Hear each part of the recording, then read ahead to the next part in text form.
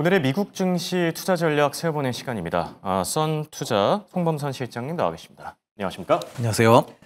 미국 증시 다시 한번 숨고르기 장세를 나타내줬습니다. S&P 500 지수는 4거래일째 상승 중이긴 하지만 오늘은 나스닥 지수가 하락했거든요. 전반적으로 어떻게 보셨습니까? 네, 전반적으로 좀 혼조세라고 저는 좀 보고 있고요. 예. 지금 여러 가지 지표가 발표됐는데 소매 판매 지표가 발표됐어요. 그래서 지금 0.1% 올랐다라는 예. 측면인데요. 사실 예상치보다는 좀 높게 올랐지만 그렇죠. 전월 대비해서는 전월 증가율보다는 좀 실망스럽다라는 측면 때문에 이 소매 판매라는 건 우리가 소비가 잘 되는지 이런 거죠. 그래서 우리가 이제 만약 나라가 좀 안 좋아진다거나 경기가 안 좋아지면 소비도 안 할 거 아니에요. 그래서 소비가 좀 안 좋아지고 있는 그런 소비 둔화에 대한 불안감이 좀 자극이 됐고, 또 PPI 같은 경우는 크게 나쁘지 않게 좀 괜찮은 그런 부분들 나타났고요. 그다음에 노동부의 이 PPI 아까 다시 말씀드리면은 PPI 전월 대비 0.5% 하락해가지고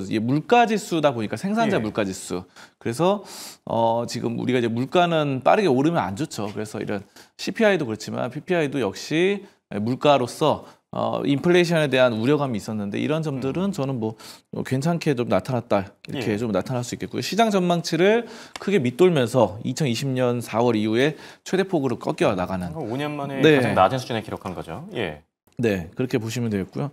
실업수당 청구 건수 같은 경우는 전주와 좀 비슷한 수준을 기록해가지고 전반적으로 지표상으로는 크게 좀 나쁘지 않고 좀 안 좋은 것도 있지만 좀 좋은 것도 있어가지고 그냥 보합 정도 수준이고, 확실히 지표가 혼재되니까 시장 반응 자체도 이게 좀 혼조된 흐름을 보이지 않았나 생각이 들고요. 네, 그런 것 같습니다. 그리고 중국과의 이런 점들, 무역 같은 부분들도 이제 관세도 유예되고 이런 부분들이 좀 되면서 물가 부분도 앞으로 좀 영향이 있지 않을까 생각이 되고요. 다만 유가는 좀 많이 떨어져가지고 유가 2% 넘게 하락을 했죠 오늘. 네, 기름 가격은 많이 떨어져서 이런 점들이 있었고, 지금 증시는 지금 약간 숨고르기에 들어간 것 같습니다. 그래서 약간의 좀 이제 최근에 부활절 이후에 좀 많이 상승을 하다가 지금 어느 정도 좀 약간 쉬어가는 구간이다 이렇게 평가를 볼 수 있을까요? 그렇게 좀 쉬어가는 상황이다. 저는 이렇게 좀 보고 있습니다. 알겠습니다. 저게 또 밤사이 13F 기업들의 공시도 나왔고요. 버크셔 회의의 경우에는 애플과 아메리칸 익스프레스 비중을 다시 한번 낮춘 점 참고하시면 좋을 것 같고요. 자, 여기에 방금 전에 얘기하신 것 중에서 국제 유가가 하락했다고 짚어주셨는데 여기서는 또 어떤 포인트들을 짚어볼 수 있을까요? 네, 그렇죠. 원유 재고가 좀 증가를 했다라는 부분이고요. 또 그밖에는 이란 원유 수출을 이제 미국이 계속해서 통제를 하고 제재를 했는 이런 변수들, 그런 것들이 좀 큰 시점이다 이렇게 보고, 전반적으로 이제 국제 유가가 크게 좀 떨어졌다. 이렇게 WTI라는 이런 것들, 서브 텍사스유. 그래서 국제 유가가 좀 연속적으로 하락세를 이어간다는 점, 이런 점들이 좀 석유 관련 기업들에는 좀 악재로 좀 다가온다 이렇게 보고요. 엑슨모빌 같은 경우가 이제 지금 석유 원유 대장주로서 좀 타격을 받아서 조정을 받다가 오늘은 좀 소폭 상승을 했어요. 108달러 선으로. 그래서 그런데 이런 점들은 기술적인 반등이고 석유 가격이 좀 떨어지면은 좀 안 좋은 그런 점들이 있습니다. 그래서 미국과 이란의 핵 협상 타결 임박 이런 점들도 어느 정도 반영이 되는 이런 상황이고요. 그래서 우리가 이제 원자재로서 석유를 원유 이런 점들을 좀 계속해서 지켜볼 필요는 있는 것 같고요. 그래서 우리 여기 기업 중에서는 엑슨모빌이 지금 가장 좀 대장주로서 좀 작용을 하는데 크게 최근에 사실은 변동은 없습니다. 차트상의 흐름도 보시더라도 크게 옆으로 흘러가는 상황이었고, 오늘 약간 양봉이 나오긴 했는데 큰 반등은 아니었다라는 평가로 좀 보실 수 있겠고요. 예전에 낙폭이 워낙에 좀 크다 보니까 이런 점들을 아직은 되돌리기에는 좀 역부족인, 그래서 오늘의 반등은 어느 정도 기술적인 약간 튀어오르는 반등이지 이게 본격적인 상승으로 보여지지는 않고 있고요. 다만 이제 엑슨모빌 같은 경우는 만약에 여러분들이 이제 가치주로 투자를 한다고 한다면은 상당히 좀 좋은 것 같아요. 저는 왜냐하면은 작년 대비 매출도 어느 정도 상승을 했고 이 종목은 이제 만약에 진짜 장기적으로 본다고 한다면은 괜찮은 점은 배당 수익률이 3.69%더라고요. 그래서 3%대 이상을 3년 연속 기록을 했습니다. 그래서 배당이 3% 4% 이상 이렇게 되는 기업들은 그래도 괜찮다고 보거든요. 그래서 이런 점들에 따라서 또 꾸준히 또 수익이 나오는 네. 석유 기업인 만큼 만약에 장기 투자로 접근한다면은 지금 가격은 굉장히 좋다. 근데 이제 단기적으로 본다고 한다면은 어느 정도 좀 시간이 걸릴 수도 있겠다 이렇게 좀 판단하고 있습니다. 알겠습니다. 엑슨모빌 대표적인 정유주죠. 배당주도 이렇게 하나씩 챙겨가면 좋을 것 같다는 생각이 들고요. 네. 자, 그리고 월마트의 실적 밤사이 나왔는데 생각보다 잘 나왔습니다. 어닝 서프라이즈를 기록했지만 주가에는 반영이 되지 않았거든요. 혹시 우려사항들이 있었습니까? 그러니까 이게 관세 영향이 좀 큰 것 같아요. 네. 그래서 관세라는 것이 이제 전 세계적으로 미국이 이제 어느 정도 매기다 보니까 좀 큰 이런 사들일 때도 그러니까 미국이 관세를 한쪽에 부과하면은 다른 쪽도 관세를 보복 관세로 부과하기 때문에 사실 미국 입장에서도 비싸게 사와야 됩니다. 그렇죠. 비싸게 사오는 그런 부분들이 있어가지고 그런 관세 때문에 인플레이션이 자꾸 유발이 되고 이제 트럼프 대통령도 파월 의장한테 지금 뭐 금리 인하해라 하는데 계속 촉구하고 있죠. 예, 근데 이제 뭐 인플레이션 때문에 못하겠다 하는 것처럼 지금 이런 점들이 월마트는 사실 뭐 식자재라던가 뭐 물건 같은 것들을 미국에서 판매하는 것들도 외국에서 많이 사오기 때문에 이런 높은 관세로 인한 이런 가격 인상 이런 것들이 좀 경영진 경고를 했습니다. 이런 점들 때문에 주가가 좀 하락한 것 같고요. 이 외부에서 물건 사오는 것들 때문에 다만 이제 실적 같은 부분들은 괜찮고 또 월마트가 이제 사실은 미국에만 있는 게 아니잖아요. 여러분들 우리나라 같은 경우는 사실 월마트가 강세는 아닌데 저기 전 세계적으로 봤을 때 외국에 보면은 월마트가 많이 좀 진출을 해 있습니다. 기본적으로 하나씩은 다 있죠. 네.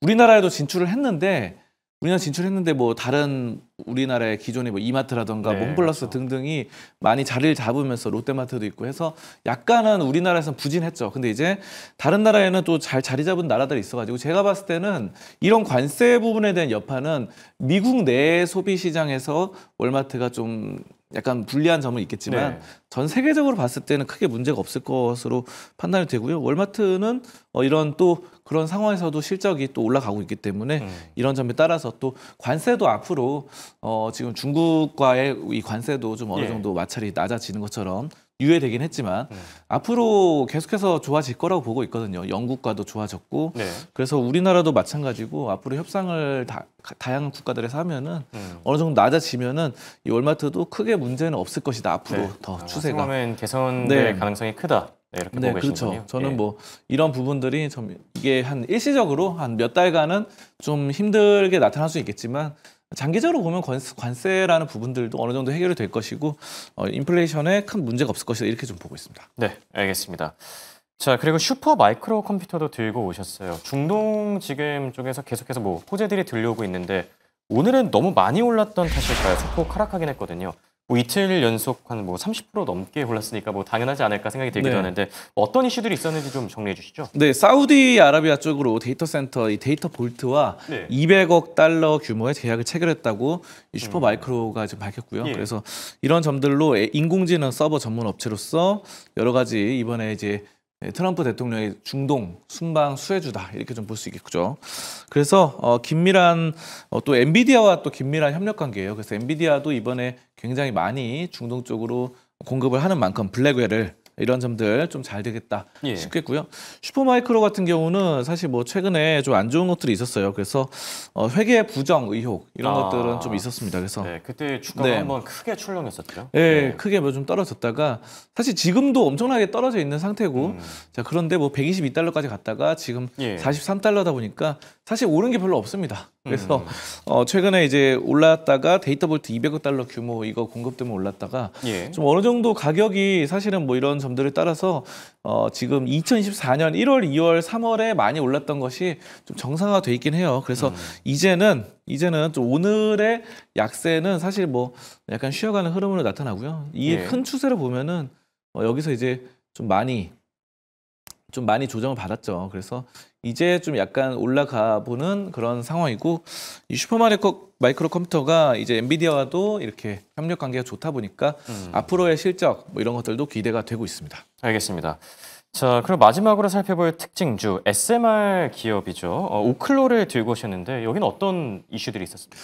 네, 여기는 이제 SMR 소형 모듈 원전 이쪽으로 해가지고 예. 이제 굉장히 건설 이 SMR 쪽으로 건설 시추 작업을 완료한다, 상업화에 더 다가섰다 이런 점이고요. 예. 이게 SMR 같은 경우는 진짜 이 대세인 것 같아요. 지금 전 세계 글로벌 상황에서. 그래서 예전에는 원전이 뭐 위험하다 해가지고 뭐 폭발한다 그러면은 사람도 많이 죽고 이런 점들 때문에 예, 무서웠는데 우리나라에서도 갑론을박이 있었죠. 네, 예. 그렇죠. 탈원전 기조도 있었고 한데 요즘은 또 소형 원자로로 SMR 하면은 좀 괜찮은 것 같아요. 안전성과 이런 효율성 이런 것들 두 예. 마리를 다 잡을 수 있다. 라는 점인데요. 최근에 이제 손실이 전년 대비 좀 크게 줄어들면서 좀 긍정적입니다. 그래서 이런 점들이 국립연구소 부지에서 첫 번째 소형 모듈형 원자로 건설 이런 것들 예. 시추 작업 완료했다 이런 점이고요. 자, 근데 이제 뭐 이런 점들 지하 환경 평가를 해서 시추 작업 이런 거 좋아요. 근데 이제 다만 이제 여러분들이 이 종목은 약간 문제가 있습니다. 예. 어떤 문제냐면은 실적이 이제 손실이 좀 줄어들었잖아요. 그렇죠. 순손실은 줄어들었는데 지금 보니까 매출이 0원입니다. 0원. 네, 그래서 지금 3년 연속 0달러입니다. 그래서 예. 사실 이게 뭐 돈이 되는 사업을 하는 게 아니에요, 현재. 그래서 그동안 진짜 그냥 손실만 나고 있었던 기업이다. 그래서 우리가 이런 기업을 투자를 할 때는 사실 투자로서 접근하기보다는 저는 이렇게 봐요. 매출이 없는 상태, 0원인 상태고 지금 뭐 국립연구소의 부지 시추작업 완료했다고 하는데 예. 상업화에는 다가섰지만 이게 또 나중에 언제 매출로 이어질지 이런 부분들이 좀 많이 좀 미지수잖아요. 좀 남았네요. 네, 예. 그래서 저는 이런 매매는 손절을 되게 짧게 잡는 게 좋다고 봐요. 단기 매매로만 예. 접근하셔야지. 이거 제가 아까 전에 말씀드렸던 것처럼 엑슨모빌은 뭐 장기로 뭐 네, 배당도 받아가면서 그렇죠. 예. 몇 년 투자해도 상관없는 기업이에요. 월마트도 마찬가지고. 월마트, 엑스모빌은 몇 년 동안 해도 상관없는데 오클로 같은 경우는 뭐 데이 트레이딩 또는 뭐 이렇게 한 길게 봐도 한 일주일 정도. 네, 조금 신중할 필요가 있다. 예. 손절선을 한 마이너스 5%에서 7% 잡으면서 칼같이 지키면서 추세 매매를 하시는 게 좀 네. 좋은 기업이다 이렇게 좀 말씀드리겠습니다. 알겠습니다. 자, 이렇게 기업들 4개 확인해 봤는데요. 마지막으로 오늘 미국 증시에서 탑픽주를 꼽으라고 한다면 어떤 걸 준비하셨습니까? 네, 푼라커입니다. 풀라커요. 네. 생소한 분들도 계실 것 같은데 풀라커 어떤 기업이죠? 네, 이거는 신발과 의류 이런 네. 것들을 이제 판매하는 기업인데요.